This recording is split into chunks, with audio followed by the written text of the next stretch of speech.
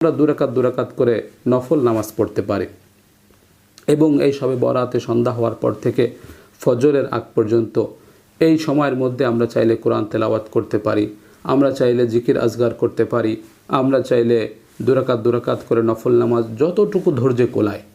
এমন নয় যে 12 রাকাত পড়তে হবে বা 100 রাকাত পড়তে হবে বা 20 রাকাত পড়তে হবে, এরকম কোনো নিয়ম নেই।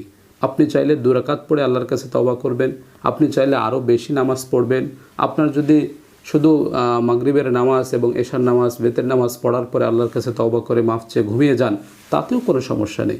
এই রাতটা হলো নফল এবাদতের রাত। আপনি চাইলে নফল এবাদত বেশি করবেন, আপনি চাইলে কম করবেন, আপনি চাইলে ফরজগুলো আদায় করার পরে ঘুমিয়ে যাবেন, বাস এটাই।